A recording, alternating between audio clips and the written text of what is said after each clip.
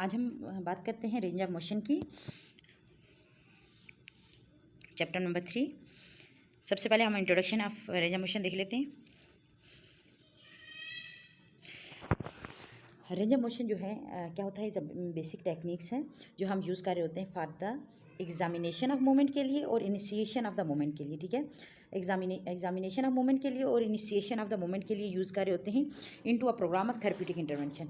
हम therapeutic intervention के program में हम क्या करते हैं, इसको as a examining of the moment के तौर पे यूज़ करते हैं और इनिशिएशन ऑफ मोमेंट के तौर पे मोमेंट को इनिशिएट करने के लिए यूज़ कर रहे होते हैं। ठीक हो गया। Moment that is necessary to accomplish the functional activity can be viewed. हम इसमें देख रहे होते हैं जो वो मोमेंट जो नेसेसरी होती है फंक्शनल एक्टिविटी, उनको हम देख रहे होते हैं इन सिंपलेस्ट फॉर्म में। जैसे जब भी कोई मूवमेंट हो रही होती है एज मसल या एक्सटर्नल फोर्स जो है वो मूव कर रही होती है बोन्स को इन वेरियस पैटर्न और रेंज ऑफ मोशन में।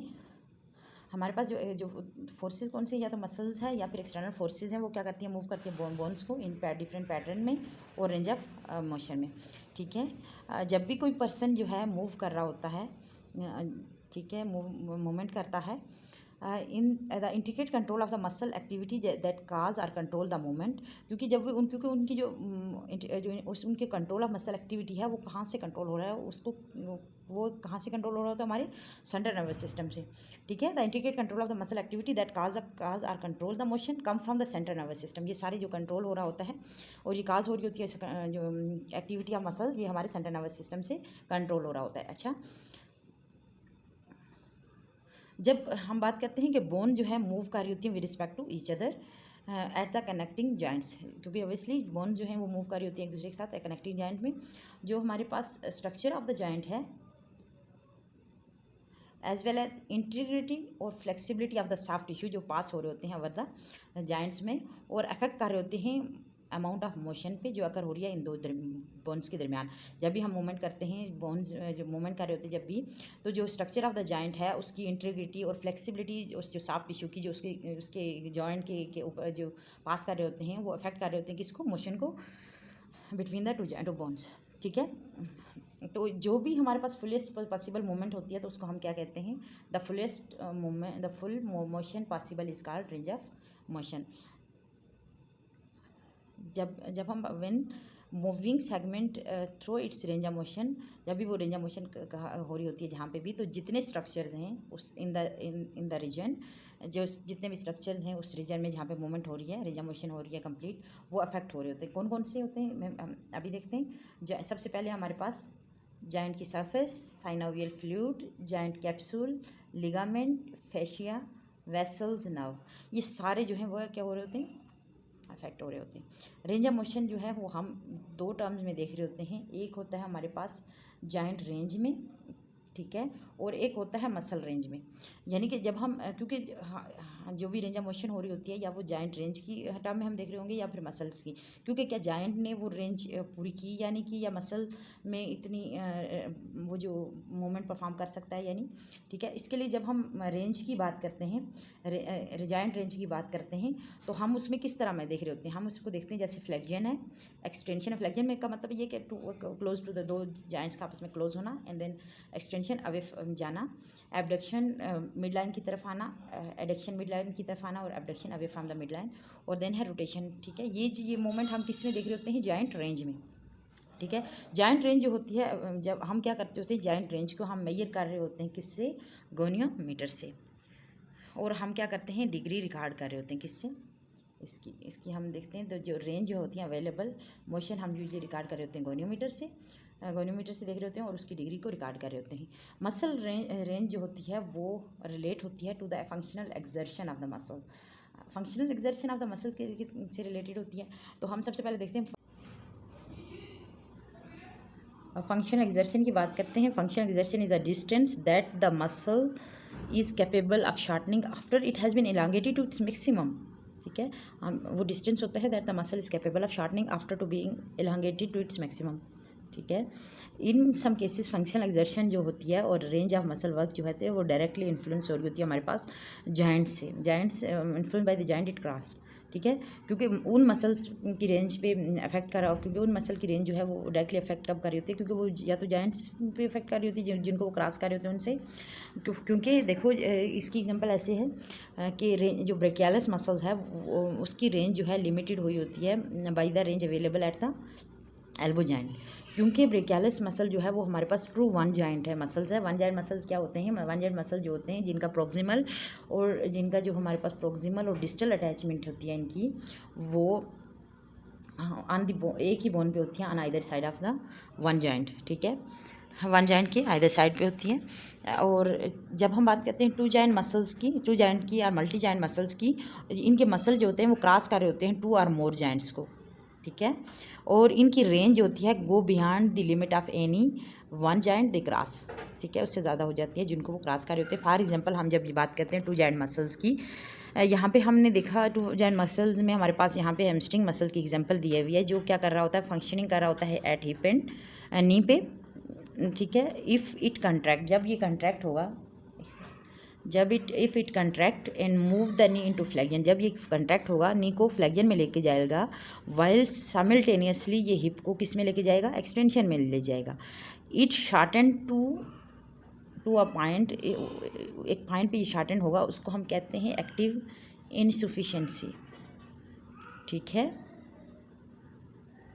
Where it is too short to produce much tension, ठीक है, उसको कहते हैं हम एक्टिव इनसफिशिएंसी जब वो शॉर्ट एंड पोजीशन पे होगा, ठीक है।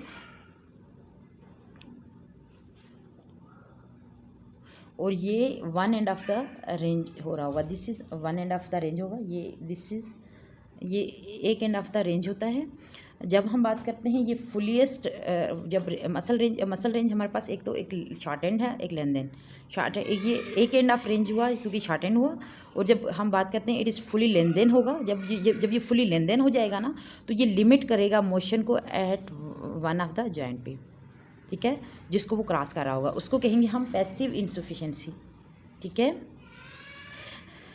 दिस क्या होता है, अब क्या हो, जब ये फुली लेनदेन होगा तो ये लिमिट करेगा मोशन को वन ऑफ द जॉइंट को, जो जिसको वो क्रॉस करेगा, ठीक है। और ये कब अकर हो रही होती है हमारे पास, ये अकर होती है हैमस्ट्रिंग मसल में, जब नी, जब आप देखो एक्सटेंड हुई, आपकी नी एक्सटेंड हुई, तो आपकी जो हिप फ्लेक्जन है वो लिमिटेड हो जाएगी। हिप फ्लेक्जन क्या होती है, वो आपकी लिमिटेड हो जाती है। इसी तरह जब आपकी हिप फ्लेक्जन, हिप को फ्लेक्स करो किया आपने फुल, तो नी की एक्सटेंशन लिमिटेड हो जाती है, ठीक है, इसको कहते हैं पैसिव इनसफिशिएंसी। टू जॉइंट या मल्टी जॉइंट मसल्स जो होते हैं वो जो नॉर्मली फंक्शन कर रहे होते हैं इन मिड पोर्शन में कर रहे होते हैं ऑफ देयर फंक्शनल एक्सर्शन, जिस वेयर इज़ जहाँ पे हमारे पास ideal length tension relationship exist कर रही होती है, ठीक है। जब हम बात करते हैं कि रेंज ऑफ मोशन को मेंटेन कि किस तरीके से मेंटेन होती हैं, to maintain normal range of motion the segment must be move through the available range periodically, where it is available range of muscles, हमारे पास जॉइंट की रेंज अवेलेबल है या मसल्स की रेंज अवेलेबल है।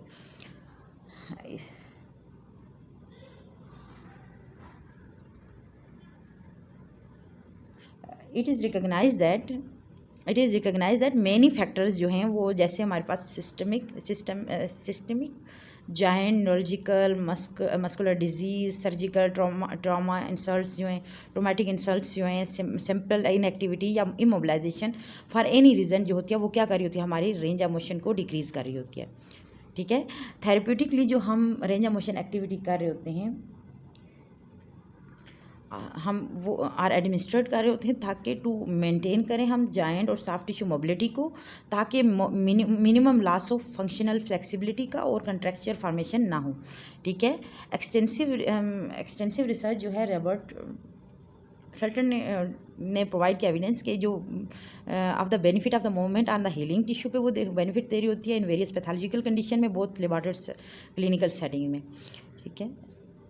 अच्छा, अब हम देखते हैं type of range of motion. Type of range of motion में हमारे पास passive range of motion, active range of motion, active assisted range of motion है। पैसिव रेंज ऑफ मोशन क्या होता है? Passive range of motion is a movement of segment within the unrestricted range of motion that is produce entirely by the external force, जो external force से provide की हो रही होती है। There is little or no voluntary contraction of muscle, वहाँ पे थोड़ा या फिर कोई भी वॉलंटरी मसल कंट्रैक्शन नहीं हो रही होती। एक्सटर्नल फोर्स जो होती है हमारे पास कौन कौन सी होती है, या तो ग्रेविटी है, या मशीन है, और या कोई दूसरा इंडिविजुअल है, और another part of the individual owns body, individual का अपना दूसरा बॉडी का पार्ट है, उससे आप करवा सकते हो। जब हम बात करते हैं range of motion, passive range of motion की और पैसिव स्ट्रेचिंग की, ये दोनों एक जैसी नहीं होती, पैसिव स्ट्रेचिंग अलग है, इसलिए ये दोनों सिनोनिमस नहीं है। जब हम बात करते हैं एक्टिव रेंज ऑफ मोशन की, active range of motion is a movement of the segment within the unrestricted range of motion that is produce by the active contraction of the muscle crossing that, active contraction of the muscle crossing that joint. जो muscle क्या करेंगे, actively contract करेंगे, और जो movement produce होगी उसको कहेंगे active range of motion. Then है active assistive range of motion. Active assistive range of motion जो है हमारे पास एक्टिव रेंज ऑफ मोशन की टाइप है, इन विच असिस्टेंस हम क्या कर रहे होते हैं, मैनुअली या मैकेनिकली प्रोवाइड कर रहे होते हैं बाय द आउटर फोर्स के जरिए, ठीक है। क्योंकि प्राइम मूवर मसल जो होते हैं वो इनिशिएट कर रहे होते हैं मूवमेंट, तो उनमें थोड़ी सी उनको असिस्टेंस की ज़रूरत होती है ताकि वो कंप्लीट कर सकें रेंज ऑफ मोशन को। ये हमारे पास type of range of motion थी। अब हम देखते हैं indication and goal of range of motion. Indications क्या हैं, सबसे पहले हम बात करते हैं पैसिव रेंज ऑफ मोशन की इंडिकेशंस क्या हैं। Indication, goals and limitation of range of motion में हम पैसिव रेंज ऑफ मोशन की इंडिकेशन देखते हैं। पैसिव रेंज ऑफ मोशन की इंडिकेशन क्या है, indication in the region where there is acute case है, इन्फ्लाम टिश्यू हुआ है, passive range of motion is beneficial, वहाँ पे हम पैसिव रेंज ऑफ मोशन देते हैं। Active motion would be detrimental by healing process.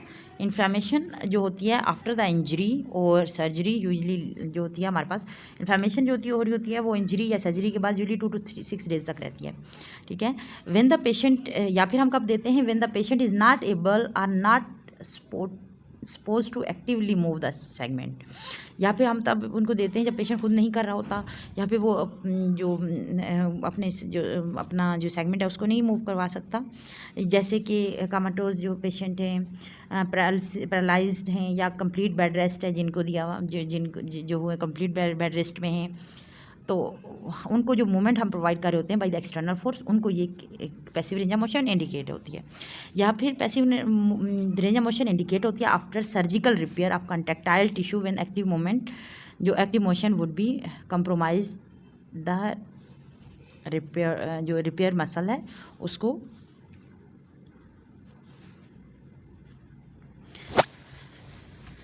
करने के लिए।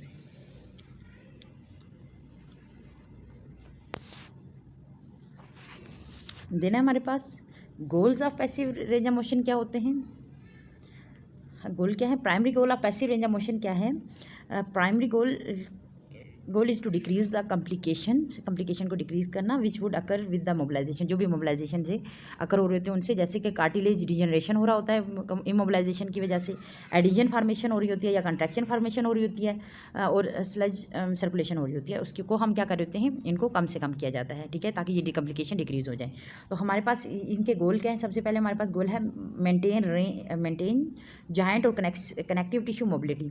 जॉइंट और कनेक्टिव टिश्यू की मोबिलिटी को मेंटेन रखते हैं, पहली बात रखने के लिए minimise the effect of formation of contracture, ठीक है, हम कम से कम करेंगे कंट्रैक्चर फॉर्मेशन के इफेक्ट को, मेंटेन करें मैकेनिकल एलास्टिसिटी ऑफ मसल्स को, हम असिस्ट करें सर्कुलेशन एंड वेस्कुलर डायनामिक्स को, ठीक है, ताकि सर्कुलेशन इंक्रीज हो, वर्सकुलर डायनामिक्स को असिस्ट करें, इन्हांस करें synovial movement for the cartilage nutrition और diffusion of the material in the joints में, और डिक्रीज और इनहेबिट पेन के लिए हम क्या करते हैं, पैसिव रेंज ऑफ मोशन देते हैं। ये हमारे गोल हैं।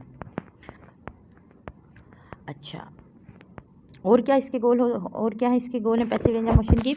Assist with the healing process after the injury और सर्जरी, ये असिस्ट करता है हीलिंग प्रोसेस को। Help maintain the patient awareness of moment, help maintain the patient awareness of the moment, ताकि वो मोमेंट को जो है अवेयर कर सकें। Other uses of passive range of motion क्या हो सकते हैं, when the therapist is examining, जब थेरेपिस्ट क्या करे, एग्जामिंग द इनर स्ट्रक्चर, जो भी इनर स्ट्रक्चर हैं उनको वो एग्जामिन कर रहा होता है। पैसिव मोमेंट जो है वो हम डिटरमाइन कर उनको यूज़ करते हैं ताकि हम देखें कि कहाँ पे लिमिटेशन ऑफ मोमेंट हो रही है, मोशन हो रही है, या जॉइंट की स्टेबिलिटी, जॉइंट कितना स्टेबल है उसकी स्टेबिलिटी चेक करते हैं, जॉइंट की और मसल की फ्लेक्सिबिलिटी चेक करते हैं, सॉफ्ट टिश्यू की इलास्टिसिटी चेक कर रहे होते हैं। ये थेरेपिस्ट कर रहा होता है एग्जामिनिंग द इनर स्ट्रक्चर। कौन कौन से इनर स्ट्रक्चर हैं हमारे पास, जॉइंट्स हैं और मसल्स हैं, सॉफ्ट टिश्यू हैं, इनकी हम देखते हैं कहाँ पे लिमिट हुआ हुआ मोशन, और इसको चेक करते हैं। When the therapist is teaching active exercise program, range of motion is passive range of motion हम यूज़ कर रहे होते हैं ताकि हम डेमोस्ट्रेट करें पेशेंट को कि ये वाली मूवमेंट आपने करनी है एक्टिवली, ठीक है। अब हम पैसिवली उनको नहीं सिखाएंगे तो वो कैसे एक्टिवली करेंगे, ठीक है। When the therapist is preparing the patient for stretching, जब भी पेशेंट जो है पेशेंट को प्रिपेयर कर रहा है थेरेपी स्ट्रेचिंग के लिए, तब भी आप क्या करते हो, passive range of motion use करते हो। Passive range of motion often use कर रहे होते हो use to proceeding the passive stretching techniques के लिए, ठीक है। हम passive range of motion use करते हैं, उसके बाद हम प्रोसीडिंग कर रहे होते हैं पैसिव स्ट्रेचिंग टेक्निक्स में। अब हमारे पास क्या है, लिमिटेशंस क्या है पैसिव रेंज ऑफ मोशन की। सबसे पहले limitation of passive range of motion क्या है, ट्रू पैसिव जो मोमेंट है, true passive relax range of motion is difficult to obtain when the muscle is innervated innervated है और patient is conscious. Passive motion do not prevent muscle atrophy नहीं हो रही होती, इंक्रीज स्ट्रेंथ एंड एंड्योरेंस नहीं होता, और assist circulation to axis that active and voluntary muscle contraction does, जितना कर सकता उतना नहीं हो रहा होता। ये कुछ लिमिटेशंस हैं पैसिव रेंज ऑफ मोशन की। प्रिवेंट मसल एट्रोफी नहीं कर रहा होता, इंक्रीज स्ट्रेंथ एंड्योरेंस नहीं कर रहा होता, असिस्ट सर्कुलेशन और एक्सटेंट जिस हद तक जो एक्टिव वॉलंटरी कंट्रैक्शन करती हैं उतना नहीं कर सकता। ये कुछ लिमिटेशन है। देन हम जब बात करते हैं active and active assisted range of motion की, हम उसकी इंडिकेशन क्या होती हैं, एक्टिव और active assisted range of motion की। हाँ, active assisted range of motion की इंडिकेशन क्या है, when the patient is able to contract the muscle actively and move the segment with और without assistant, active range of motion हम use कर रहे होते हैं, ठीक है। When the patient has week musculature and unable to move the joint through the desired range of motion usually against the gravity, हम क्या करते हैं, active assisted range of motion हम यूज़ कर रहे होते हैं ताकि उनको थोड़ी सी असिस्टेंस मिले टू द मसल्स को, ताकि इन केयरफुली कंट्रोल मैनर में, और muscle can function to its maximum level and be progressively strengthen हो जाए, ताकि वो मैक्सिमली प्रोग्रेसिवली स्ट्रेंथन हो जाएगा। One the patient gain the control of the range of motion, they are progress to manual और mechanical resistance की exercise हम उनको दे रहे होते हैं, या तो फिर जब उसने एक्टिव रेंज ऑफ मोशन सही किया, उसको स्ट्रेंथन डेवलप हो रही है, तो वो क्या करते हो आप, उसको कंट्रोल उनको अच्छा है तो हम उनको प्रोग्रेस कर रहे होते हैं मैनुअल या मैकेनिकल रेजिस्टेंस एक्सरसाइज पे, ताकि उनकी मसल की परफॉर्मेंस इंप्रूव हो ताकि वो फंक्शनल एक्टिविटी की तरफ जाएँ। नेक्स्ट हमारा when a segment of the body is immobilize for the period of time, तो हम active range of motion on the region जो है अबव या बिलो द इमोबिलाइज सेगमेंट में हम दे रहे होते हैं, ताकि उस एरिया में क्या है, नॉर्मल कंडीशन को हम मेंटेन करके रखें और प्रिपेयर करके रखें new activity such as walking with crutches के लिए, ठीक है। तो हम इसलिए यूज़ कर रहे होते हैं, और एक्टिव रेंज ऑफ मोशन को हम यूज़ कर रहे होते हैं as a aerobic conditioning program के लिए, ताकि, और हम यूज़ कर रहे होते हैं ताकि to relieve a stress for sustained sustain जो पॉस्चर है उसकी जो काफ़ी लंबे अरसे तक जो सस्टेन पॉस्चर रहा उसको स्ट्रेस को रिलीव करने के लिए हम एक्टिव रेंज ऑफ मोशन दे रहे होते हैं, इसकी इंडिकेशन होती है। देन है goal of active range of motion क्या हो सकते हैं, गोल क्या है, if there is no inflammation नहीं है, contraindication of active range of motion कोई नहीं है, तो हम जो पैसिव रेंज ऑफ मोशन के गोल्स हैं वो हम दे सकते हैं, वो मीट कर रहे होते हैं हमारे एक्टिव रेंज ऑफ मोशन के साथ। इन कुछ एडिशन में हम क्या करते हैं, यहाँ पे फिजियोलॉजिकल बेनिफिट्स और होते हैं एक्टिव एक्सरसाइज एक्टिव मोमेंट से, क्योंकि जब आप एक्टिव मसल कंट्रैक्शन हो रही होती है, उससे मोटर लर्निंग हो रही होती है from the voluntary muscle control की वजह से। कुछ स्पेसिफिक गोल्स जो हैं वो एक्टिव रेंज ऑफ मोशन के क्या क्या हैं ये हम देख लेते हैं। सबसे पहले इनके एक्टिव ये गोल्स क्या हैं, maintain the physiological elasticity and contractility of the participating muscles, ये क्या करता है, मेंटेन करता है फिजियोलॉजिकल इलास्टिसिटी और कंट्रैक्टाइलिटी ऑफ द कंट्रैक्टाइल जो मसल्स हैं उनकी प्रॉपर्टी उनको जो इलास्टिसिटी इनको मेंटेन करके रखता है, और provide sensory feedback from the contracting muscle से सेंसरी फीडबैक जा रहा होता है, provide a stimulus for bone and joints integrity का जो स्टिमुलस वो जा रहा होता है, और वो आपको मिला होता है। देन क्या है, increase circulation and prevent the thrombus formation, circulation improve हो रहा होता है, और develop coordination and motor skill जो है वो डेवलप हो रही होती है फॉर फंक्शनल एक्टिविटीज़ के लिए। ये हमारे पास गोल है। Limitation of range of motion क्या है, फॉर स्ट्रांग मसल के लिए एक्टिव रेंज ऑफ मोशन जो है वो डज नॉट मेंटेन और इंक्रीज स्ट्रेंथ नहीं कर रही होती, और ये हमारे पास स्किल और कोऑर्डिनेशन भी डेवलप नहीं कर रही होती। लेकिन अगर हम इसको मूवमेंट के पैटर्न के साथ हम यूज़ करें तब तो हो रहा होता है, लेकिन ये जो है स्ट्रेंथ डेवलप नहीं करती, ये हमारे पास लिमिटेशन है इसका।